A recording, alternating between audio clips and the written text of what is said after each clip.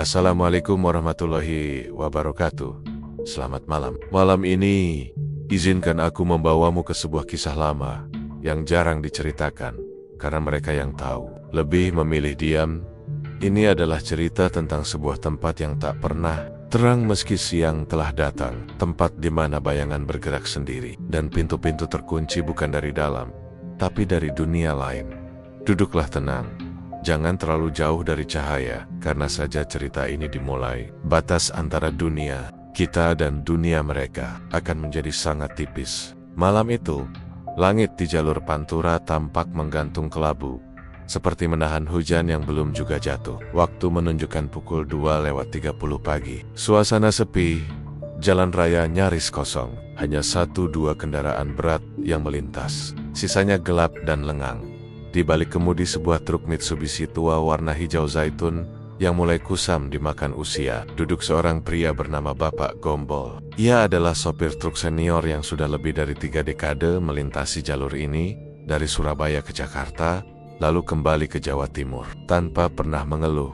Tubuhnya besar dan kekar, meski usia sudah lewat kepala 5. Wajahnya keras, berkerut, namun tenang dan penuh pengalaman. Di lehernya tergantung handuk kecil berwarna biru yang sudah pudar. Di kaca spion tergantung tasbih hitam, peninggalan ibunya yang sudah lama tiada. Bapak Gombol malam itu sedang membawa muatan sembako dari Pelabuhan Tanjung Perak menuju gudang besar di Cikarang. Sebagian besar rutenya sudah ia hafal seperti punggung tangannya sendiri. Tapi ada satu titik yang selalu membuat hatinya agak berat setiap kali harus dilewati, terutama saat malam terlalu larut. Sebuah tempat yang sering disebut orang sebagai pintu batas dunia nyata dan dunia gaib.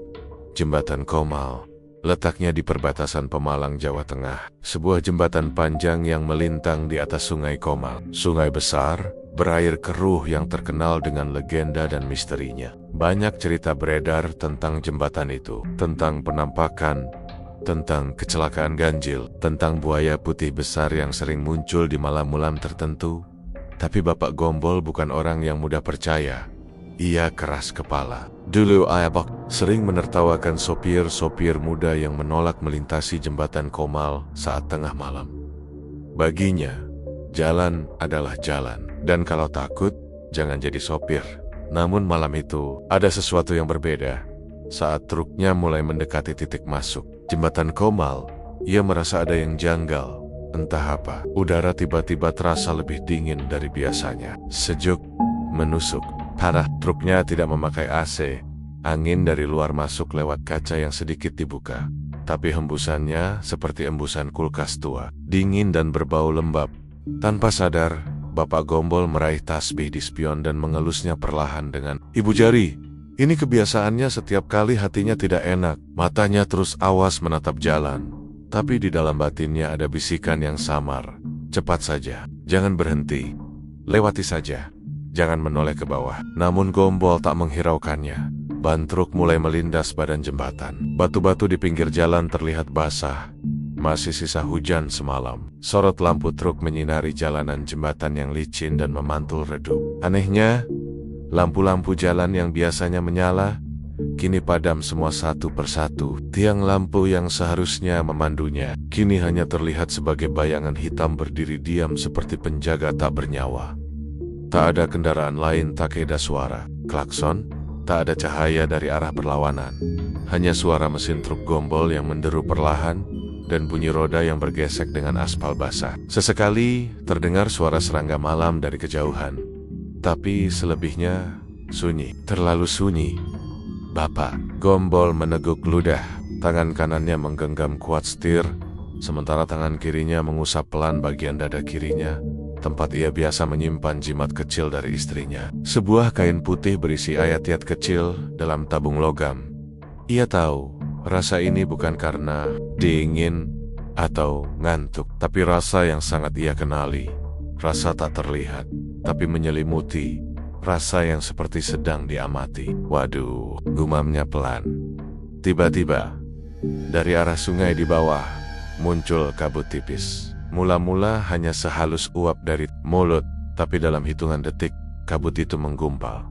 Cepat, tidak wajar. Seperti menguap dari air, naik ke atas, dan menyebar di sepanjang jembatan.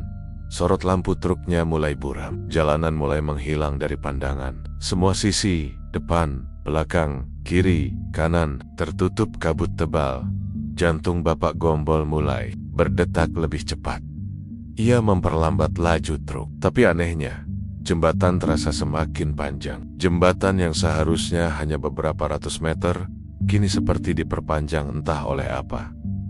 Ia tak melihat ujungnya, tak melihat tiangnya, tak melihat tanda bahwa ia hampir selesai melintas. Perasaan, harusnya tadi udah nyampe setengah. Bisik hatinya mulai panik. Ia melihat ke spion, kabut. Ia melihat ke kaca depan, kabut. Ia menyalakan wiper. Tidak ada air hujan, hanya kabut. Bahkan suara mesin truknya mulai terdengar pelan, seperti teredam di balik dinding kabut pekat. Itu, Bapak Gombol mulai merasa bahwa dirinya bukan lagi di jalan biasa. Ia merasa bahwa ia sedang melintasi sesuatu yang lain. Sesuatu yang seharusnya tidak dilewati manusia biasa. Ketika seluruh pandangan tertutup kabut, Bapak Gombol mulai benar-benar merasa bahwa dia tidak lagi berada di dunia yang sama. Jalan di depannya tak terlihat ujung. Jembatan yang seharusnya sudah selesai dilalui, kini seolah memanjang, seperti tak punya batas. Kabut menyelimuti sekeliling, begitu pekat, begitu dingin, dan menyimpan aroma aneh seperti tanah basah yang telah lama terkubur. Seketika, suara truk berubah.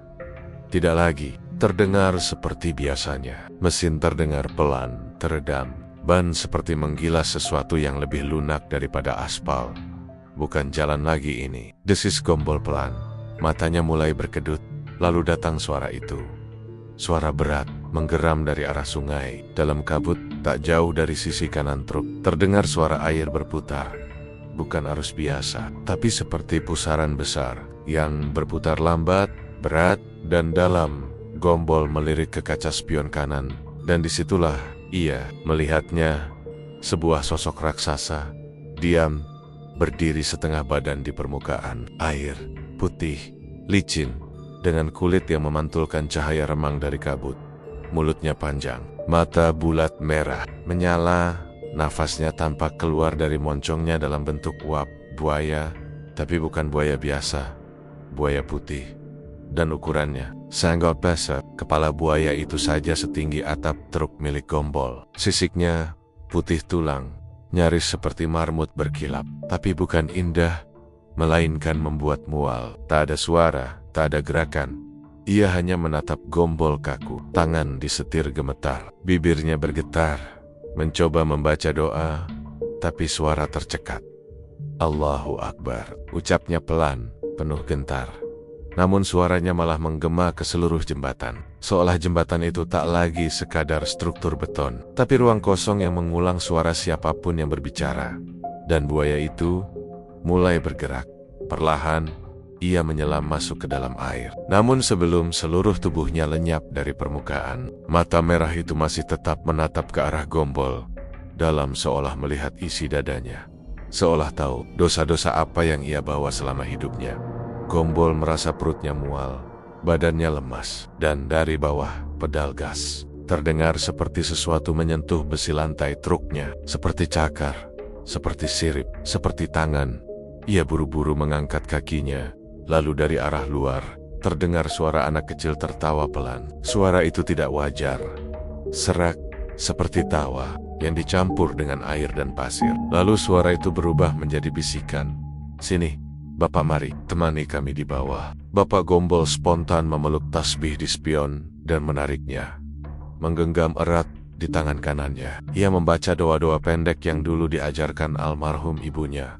Meski terbata dan gugup. A'udzubillahi minasyaitonir rajim.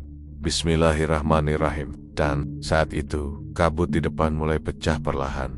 Cahaya samar dari ujung jembatan tampak muncul seperti titik. Terang kecil, makin besar, makin dekat. Seperti pintu yang terbuka dari kejauhan, Gombol menginjak gas.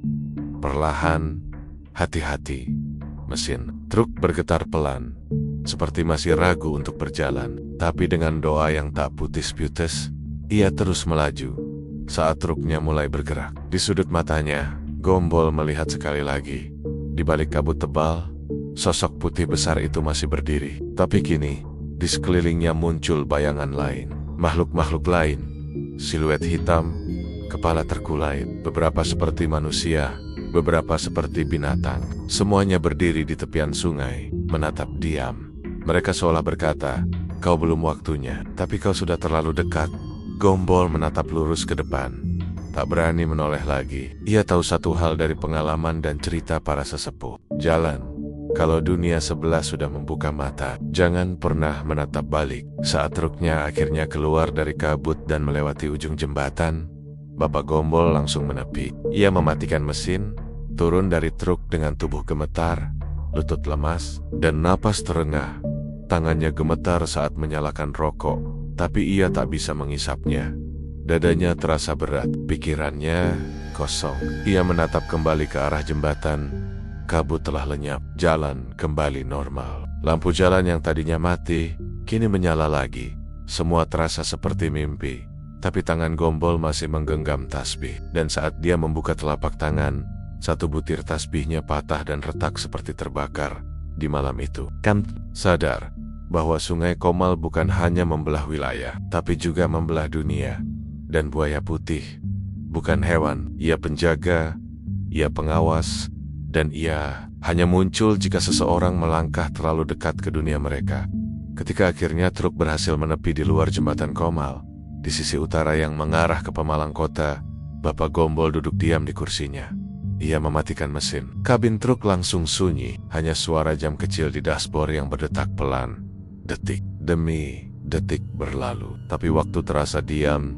Tangannya masih gemetar, keringat dingin membasahi leher dan punggungnya.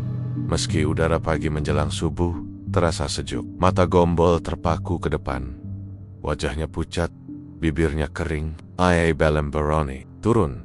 Di luar, udara sudah mulai berubah. Kabut tebal yang tadi menggulung di sepanjang jembatan kini benar-benar menghilang, seolah tak pernah ada. Lampu-lampu jalan yang sebelumnya mati kini menyala terang. Truk-truk mulai bermunculan dari kejauhan. Satu persatu melintas seperti biasa, seolah dunia telah kembali normal. Seolah apa yang dialaminya tadi hanya ilusi. Tapi Bapak Gombol tahu itu nyata. Dengan napas berat, ia membuka pintu kabin. Kakinya turun perlahan, menyentuh aspal. Kakinya lemas. Ia hampir jatuh terduduk kalau saja tak segera bersandar ke bumper depan truknya. Tangannya mengusap wajahnya yang penuh keringat. Lalu ia melihat telapak tangannya sendiri.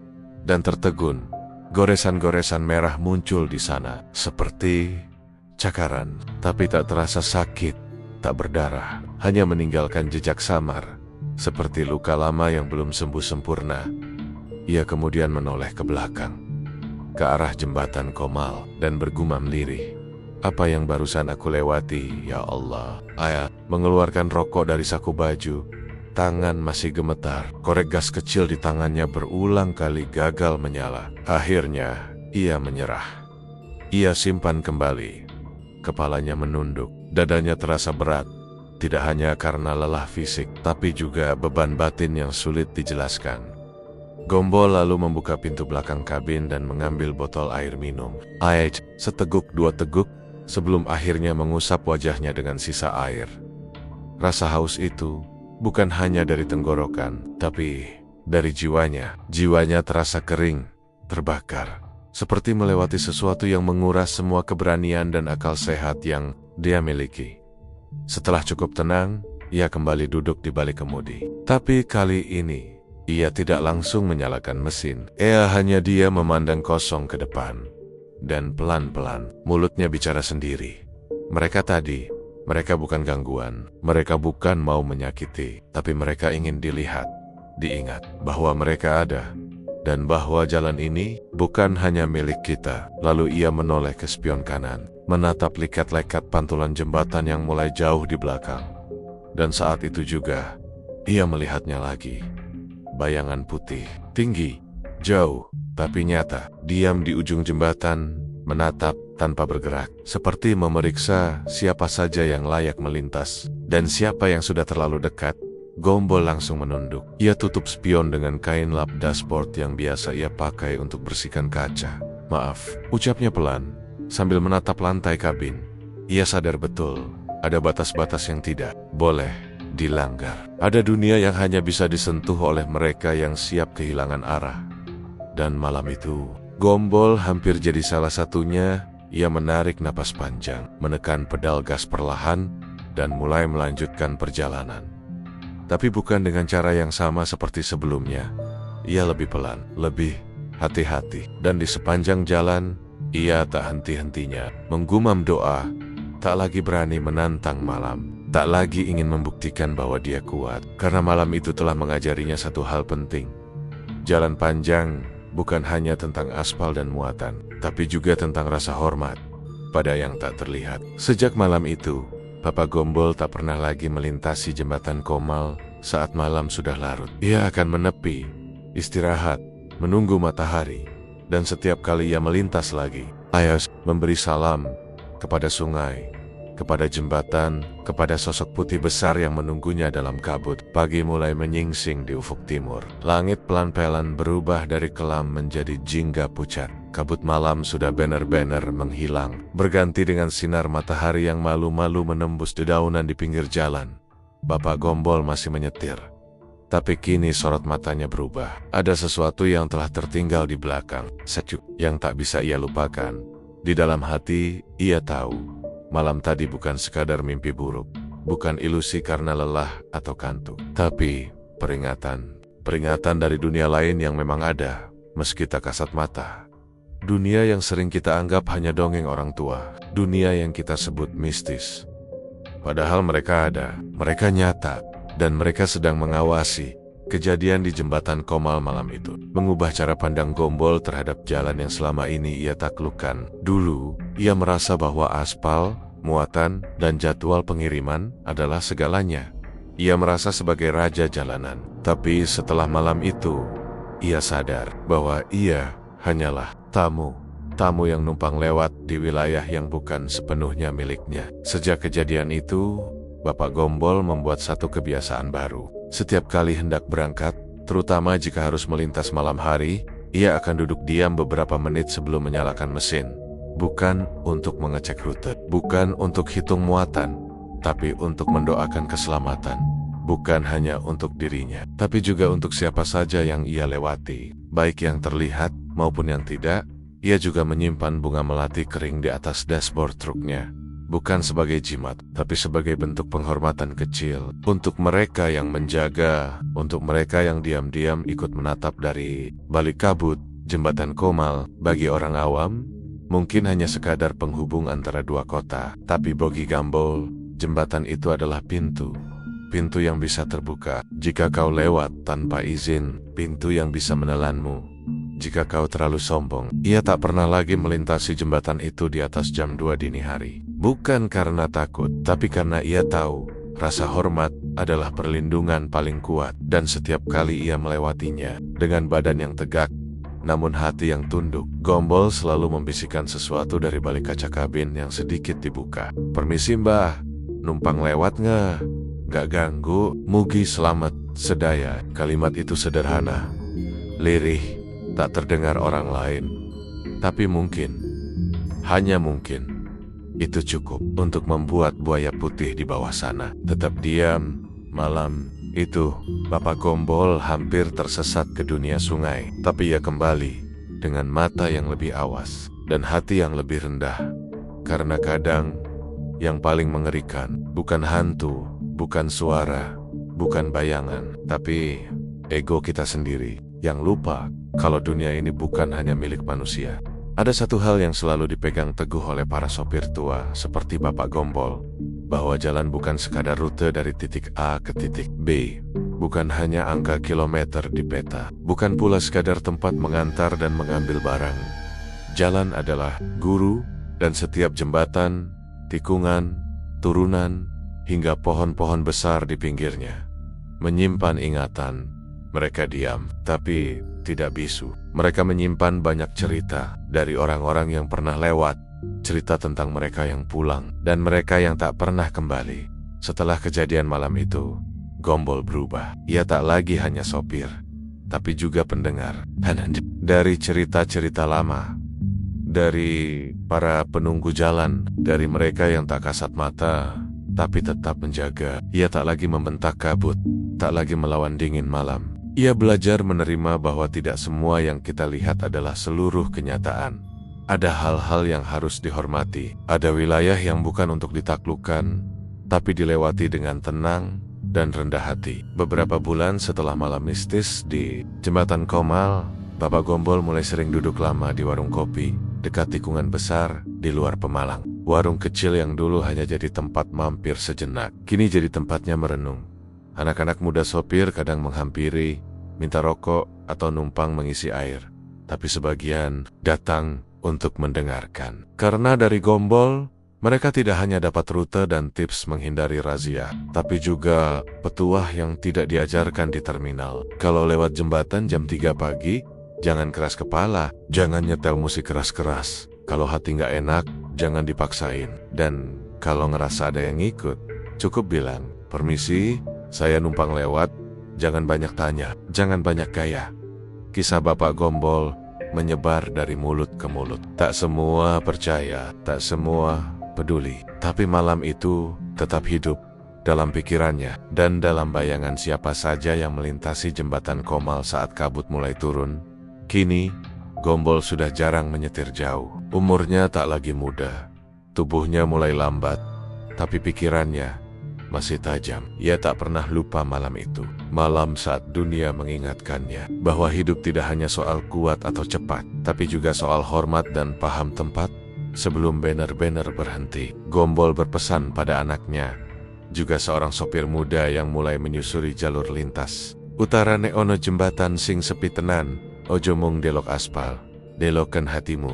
Ngeroso ora, yen koyo ono sing ngawasi, ojo nantang. Salamono. Unduro niat jelekmu." Lebauknas, kalau kamu lewat jembatan yang bener-bener sepi, jangan cuma lihat aspalnya, rasakan hatimu. Kalau merasa seperti ada yang mengawasi, jangan menantang.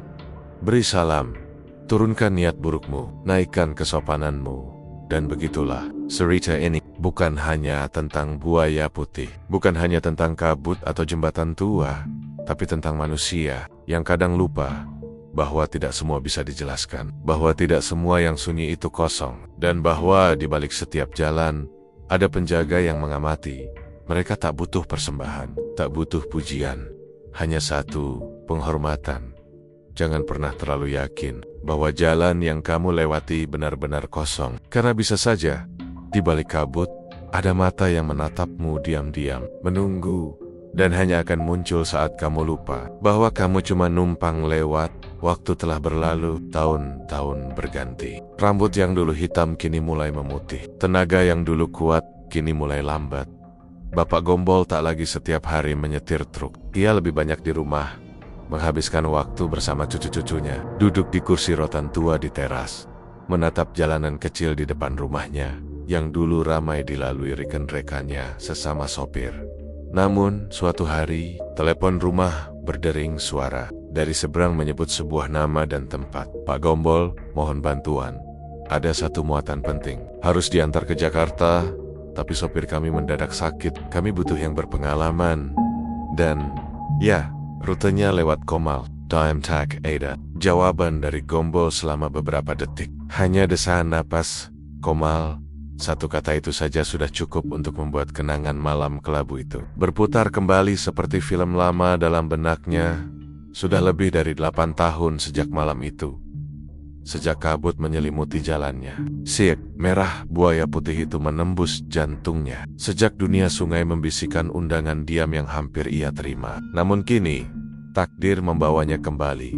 Malam itu, sekitar jam 23:30, Bapak Gombol duduk di balik kemudi truk. Truk yang sema meski sudah tua, mesin masih menyala gagah. Suaranya tak lagi sekeras dulu, tapi cukup untuk mengguncang dada. Ia menyusuri jalanan utara yang dulu akrab, lampu-lampu jalan yang familiar, warung-warung kecil, pos polisi pinggir jalan, hingga tikungan yang dulu hampir tak pernah ia hiraukan, kini dilihatnya satu persatu. Seperti sahabat lama yang perlahan ia sapa kembali, dan di kejauhan, terlihat lengkung besi jembatan Komal. Meski malam itu tak berselimut kabut seperti dulu, hawa yang keluar dari sungai tetap sama. dingin, lembab. Udara seperti mengandung suara, mengandung mata yang tak terlihat. Gombol melambatkan laju truk. Ia menyalakan lampu jauh. Tak ada kabut, tak ada suara-suara ganjil. Tapi jembatan itu tetap membuat jantungnya menegang. Tangannya gemetar sedikit saat memegang setir. Tapi bukan karena takut, melainkan karena hormat. Ayah tahu, ia sedang kembali menapak di tempat yang dulu hampir menjadi titik akhir hidupnya. Saat ban truk pertama menyentuh badan jembatan, Gombol menunduk sedikit, dan pelan, ia ucapkan salam. Assalamualaikum bah. Nampang, lewat meneh, mugi sami rahayu. Ia tidak berharap jawaban, ia hanya berharap izin. Izin untuk lewat, izin untuk mengantar tugas terakhirnya malam itu. Izin agar tidak mengganggu dan tidak diganggu. Tapi saat roda tengah melewati titik tengah jembatan, angin tiba-tiba berhembus pelan dari bawah. Padahal jembatan tertutup dari kiri dan kanan oleh pagar besi besar. Namun angin itu lembab dan dingin, seperti menyapa. Gombol tak menoleh, ia tetap lurus ke depan. Namun dari kaca spion, ia menangkap sesuatu. Bayangan putih, diam, berdiri di sisi bawah jembatan. Tak seperti 8 tahun lalu, sosok itu kini tidak menatap tajam. Ia hanya berdiri, seperti mengangguk pelan. Malam itu, Gombol melewati jembatan Komal untuk terakhir kalinya sebagai sopir. Dan ia tahu, tempat itu tidak pernah membencinya, tidak juga ingin menakutinya. Tapi hanya ingin dikenali. Dunia sungai bukan tempat jahat. Ia hanya dunia lain, dengan tata krama sendiri, dengan aturan sendiri. Setelah lewat jembatan, Bapak Gombol tak langsung menepi. Ia menyetir pelan, dengan senyum kecil di bibirnya. Mereka masih ada, bisiknya lirih. Dan mereka tidak lupa siapa yang pernah mereka panggil. Setelah lewat jembatan, Gombol tak langsung menepi. Ia menyetir pelan, dengan senyum kecil di bibirnya. Mereka masih ada, bisiknya lirih. Dan mereka tidak lupa siapa yang pernah mereka panggil. Kadang, hidup ini membawamu kembali. Bukan untuk mengulang, tapi untuk menyelesaikan. Untuk berdamai, untuk menunduk. Bukan karena kalah, tapi karena mengerti. Dan malam itu, jembatan Komal bukan lagi tempat yang ditakuti Gombol, tapi tempat yang ia hormati. Tempat yang namanya disoksi bahwa manusia dan alam gaib bisa berbagi jalan selama ada rasa dan tata krama. Sudah seminggu sejak Bapak Gombol kembali melewati jembatan Komal, tempat di mana ia dulu hampir tidak kembali. Tapi ada yang berbeda. Kali ini, sejak malam itu, ia sering terbangun di tengah malam, sekitar pukul 3, waktu yang sama seperti saat ia dulu memasuki kabut. Waktu yang sama ketika suara-suara dari dunia sungai memanggilnya. Awalnya, Gombol berpikir itu hanya kecemasan, refleks dari pengalaman lama yang belum tuntas ia buang dari dalam hatinya. Namun makin hari, mimpi-mimpinya semakin jelas. Dan itu mulai berbicara, Pak. Kenapa panjenengan datang lagi? Panjenengan sampun diparingi selamat. Tapi kenapa kembali? Tanpa menoleh, Bapak. Kenapa Bapak datang lagi? Bapak sudah diberi keselamatan. Tapi kenapa kembali? Tanpa menoleh. Gombol sering terbangun dengan keringat dingin membasahi seluruh tubuh. Ia menatap lenggit-lenggit kamarnya, namun pikirannya mengarah jauh ke bawah tanah, ke dalam aliran sungai Komal yang dalam dan tua. Kami tidak marah, tapi kami belum selesai berbicara. Kalimat itu muncul dalam mimpinya, berulang kali pelan, penuh kesedihan, seolah suara dari sesuatu yang sudah lama ditinggalkan. Bukan dendam, bukan ancaman, tapi semacam keinginan untuk didengar. Gombol, yang dulu hanya sopir keras kepala dengan semangat baja, kini berubah menjadi seorang lelaki tua yang sedang mencoba mengerti. Ia merasa mungkin ada pesan yang belum ia pahami. Mungkin ia bukan hanya selamat, tapi dipilih untuk menyampaikan sesuatu, untuk menjadi perantara antara dua sisi yang selama ini terpisah, dunia manusia dan dunia sungai. Pada suatu pagi buta, Gombol berjalan sendiri ke tepi sungai Komal, tanpa truk, tanpa muatan, hanya dirinya dan niat untuk mendengar. Ia berdiri di sana, di pinggir air yang mengalir tenang. Ia tak bicara keras, tak membaca doa panjang. Ia hanya membisikkan satu kalimat, "Inggih, kula krungu." Ya, saya mendengar. Sampun dangu kula atos. Saestu, kula wonten mriki. Supados saged mangertosi sudah lama saya keras. Tapi kini, saya datang untuk mencoba mengerti. Dan di saat itu, angin berhenti. Air di sungai tak lagi beriak, sunyi. Tapi di dalam dada Gombol, terasa seperti sesuatu bergerak. Bukan ketakutan, tapi pemahaman. Ia sadar bahwa tempat ini bukan cuma tempat. Sang Komal bukan hanya aliran air yang membelah Jawa Tengah, tapi jalur lama. Jalur yang menyimpan cerita para leluhur. Cerita tentang mereka yang hilang di perjalanan. Tentang sopir-sopir yang tak pernah kembali. Tentang jiwa-jiwa yang menunggu untuk dikenang, untuk dituntaskan.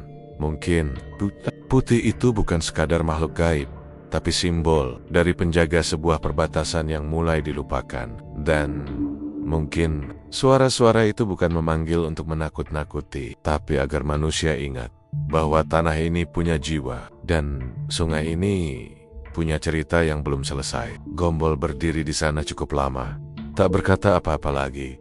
Ia hanya menunduk, dan saat ia berjalan pulang, air sungai itu beriak pelan. Bukan karena angin, tapi seolah tersenyum. Kadang, untuk menyelesaikan satu perjalanan, kita harus berhenti. Bukan untuk istirahat, tapi untuk mendengar. Karena tidak semua yang terlihat tenang, tidak menyimpan luka, dan tidak semua yang kita tinggalkan akan diam selamanya. Sejak pagi itu, ketika Gombol berdiri sendiri di pinggir sungai Komal, dan membisikkan niatnya untuk mendengar, hari-hari berikutnya terasa berbeda. Angin, yang dulu hanya ia anggap sebagai hembusan alam, kini terasa seperti pesan. Sunyi yang dulu ia anggap sekadar sepi malam, kini terasa seperti telinga yang menunggu ia bicara. Bapak Gombol mulai membaca ulang cerita-cerita lama. Tentang sungai Komal, tentang jembatan tua, dan tentang buaya putih yang dulu hanya dianggap dongeng untuk menakut-nakuti anak-anak. Namun semakin ia membaca, semakin ia mendengar. Ia sadar bahwa kisah buaya putih bukan sekadar mitos. Ia adalah bagian dari warisan gaib yang dijaga turun-temurun. Dan penjaga terakhir telah lama menghilang. Menurut kisah para tetua desa yang tinggal di bantaran sungai, dulu ada seorang juru kunci tak resmi, orang tua sederhana, yang setiap malam Jumat Kliwon datang ke bawah jembatan, menabur bunga dan membaca doa-doa tertentu. Ia dikenal sebagai Ki Darman.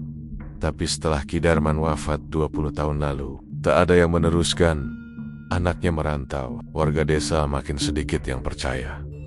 Dan sejak saat itu, mulai terdengar cerita-cerita aneh. Truk terguling tanpa sebab, pengendara motor yang menghilang dan jasadnya ditemukan jauh di bawah sungai. Suara tangisan anak kecil di malam hari. Siluet putih berdiri di tiang jembatan, tapi menghilang saat didekati. Dan buaya putih kembali menampakkan diri.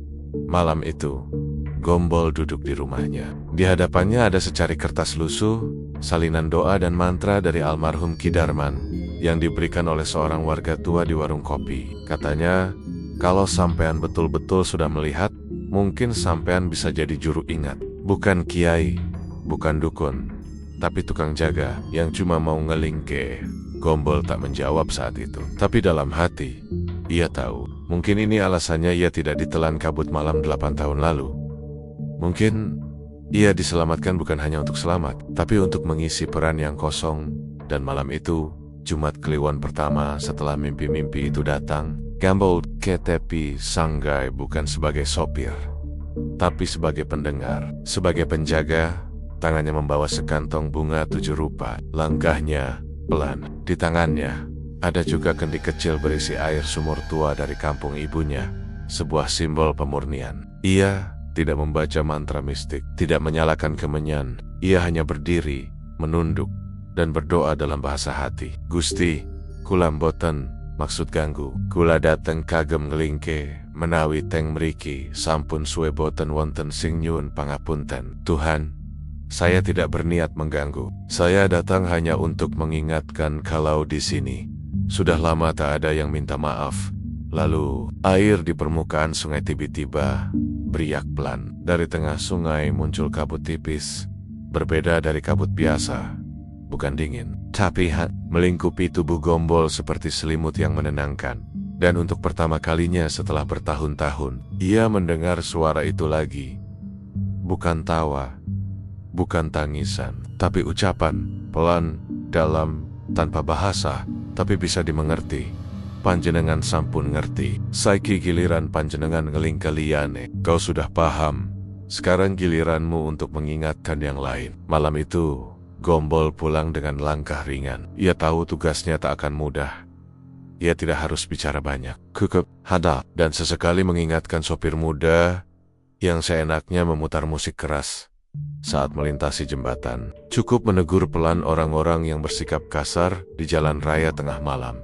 Dan jika mereka bertanya, apa yang sebenarnya ada di sungai itu, Pak? Ia hanya akan menjawab, yang ada di sana bukan makhluk menyeramkan, tapi penjaga yang merasa dilupakan. Kadang, yang gaib tidak muncul untuk menakuti, tapi untuk menunjukkan bahwa mereka pernah dijaga. Dan kini, mereka butuh dijaga kembali. Dan malam itu, buaya putih tidak lagi muncul untuk menatap, tapi untuk menyerahkan amanah kepada seorang sopir tua yang kini telah menjadi penjaga diam di jalan yang sering kita lewati tanpa sadar. Setelah beberapa malam menjalankan niatnya sebagai pendengar, Bapak Gombol semakin sering merasakan sesuatu yang tak bisa dijelaskan dengan logika. Malam-malam yang dulu hanya berisi tidur, kini berubah menjadi perjalanan. Dalam mimpi, ia dibawa menyusuri lorong waktu, menuju masa lalu yang tidak ia kenal, tapi terasa sangat dekat. Dulu, sebelum jembatan itu dibangun, Sungai Komal adalah aliran liar yang ditakuti, bukan karena derasnya, tapi karena sesuatu yang bersemayam di dalamnya. Di masa lampau, kala para penjajah masih menancapkan kuku kekuasaan di tanah Jawa, sungai itu menjadi batas tak kasat mata antara dua wilayah kekuasaan. Sisi barat dijaga prajurit kerajaan kecil, sisi timur dikuasai laskar yang setia kepada tanah leluhur. Namun, saat konflik meledak dan darah mengalir ke sungai, terjadi sesuatu yang tak pernah dicatat dalam sejarah. Pada suatu malam saat bulan purnama, ratusan tubuh dilempar ke sungai oleh pasukan bayaran penjajah. Sungai itu merah, tapi satu jasad yang dilempar tidak tenggelam. Ia mengambang, lalu berubah. Penduduk desa menyebutnya Raden Prawira, seorang pemuda sakti dari kalangan abdi dalam yang menolak tunduk pada penjajah. Sebelum wafat, ia bersumpah bahwa jiwanya akan menjaga batas tanah leluhurnya dan melindungi siapapun yang menghormati jalan air. Aku tidak akan kembali ke tanah. Aku akan tinggal di antara riak dan kabut, menjadi penjaga dalam wujud yang tak bisa dilawan manusia. Dan dari malam itu, muncul buaya putih yang tak pernah menyerang, tapi hanya muncul ketika batas dihina, ketika jalan dilintasi dengan sombong, ketika alam dilupakan. Ia tidak mati. Ia menyatu dengan air, dan air menyatu dengan waktu, sehingga mereka yang menolak percaya akan dipaksa melihat. Saat waktunya tiba, Bapak Gombol terbangun dari mimpi itu dengan mata berair. Keringat dingin membasahi keningnya, tapi bukan karena takut, karena haru. Ia merasa seolah debat tahu langsung bahwa buaya putih itu bukan makhluk sesat, bukan siluman, tapi roh leluhur yang menjaga keseimbangan, menjaga air, menjaga batas, menjaga adat agar tidak hilang di telan jalan aspal. Hari itu, Gombol kembali ke warung kopi tempat. Biasa ia berbagi kisah dengan sopir muda, tapi kali ini ia tak bicara soal remblong, tarif solar, atau razia di jalur pantura. Ia hanya menatap ke arah jembatan yang mulai terlihat dari kejauhan, lalu berkata pelan, "Kalau kalian lewat situ, jangan cuma lihat beton dan besinya, lihat sungainya, karena di bawah sana ada yang tetap berjaga. Bukan buat ganggu kalian, tapi buat ngelingket bahwa kalian cuma numpang lewat. Setiap tempat punya cerita, tapi tidak semua cerita ditulis di buku. Ada yang disimpan oleh tanah, ada yang dijaga oleh air, dan ada yang hanya bisa didengar oleh mereka yang mau diam dan mendengar." Buaya putih adalah pesan dari masa lalu tentang kehormatan, tentang batas, dan tentang kita yang perlahan-lahan lupa dari mana kita berasal. Kini Gombol tahu, ia bukan hanya sopir, tapi saksi dan penjaga kecil dari kisah besar yang hampir hilang.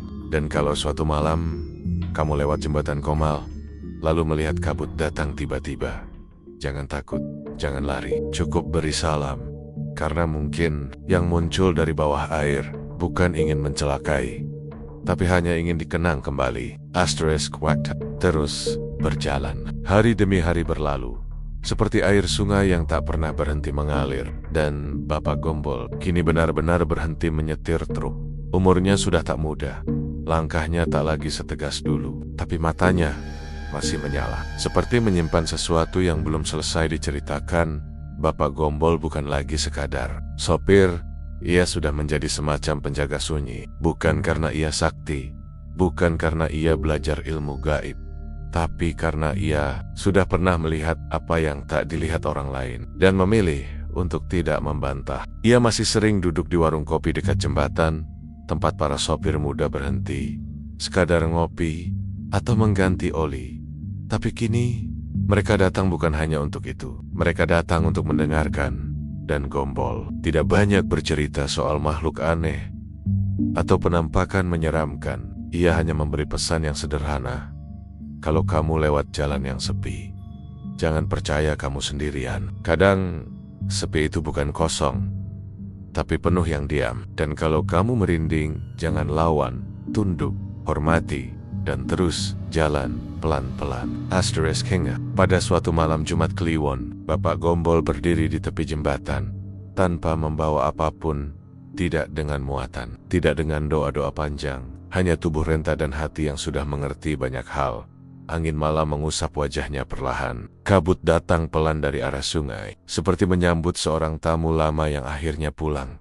Dan malam itu, Bapak Gombol berkata pelan, "Kepada siapapun yang mendengarkan di balik kabut, aku wis tekan pungkasan dalanku. Enggak lama, maneh, awak iki bakal bali. Dudu mung bali menyang omah, tapi bali menyang sangkan paraning dumadi. Aku sudah sampai di ujung jalanku. Tak lama lagi, tubuh ini akan kembali. Bukan hanya kembali ke rumah, tapi kembali ke asal mula kehidupan." Ia kemudian duduk di ujung jembatan, diam, matanya menatap ke bawah, ke arah air sungai yang tenang. Dan untuk pertama kalinya sejak 8 tahun lalu, buaya putih itu muncul kembali, bukan dari dalam air, tapi seolah bangkit dari kabut.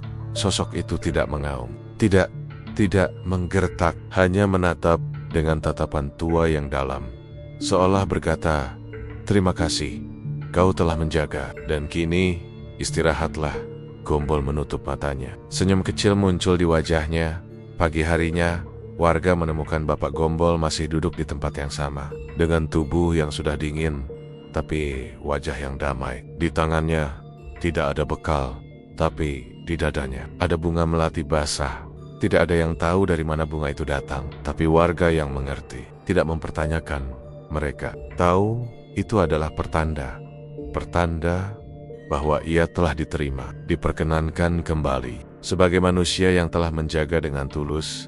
Beberapa minggu setelah kepergiannya, sopir-sopir muda mulai membawa bunga saat melintasi jembatan Komal setiap malam Jumat Kliwon. Bukan sebagai ritual, tapi sebagai tanda hormat kepada dua hal yang terlihat yang bisa disentuh dan dihitung: jalan, truk, waktu. Dan yang tak terlihat, tapi menjaga dalam diam: air, kabut, dan jiwa-jiwa penjaga jalan.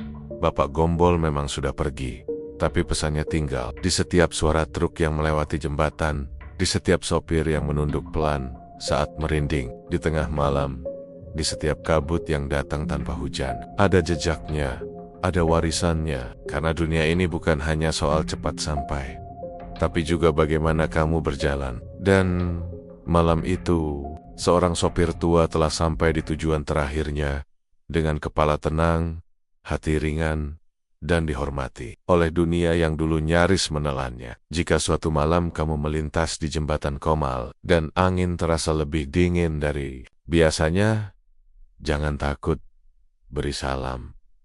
Karena mungkin ada Gombol di sisi jalan, menjaga jalanmu seperti dulu ia dijaga.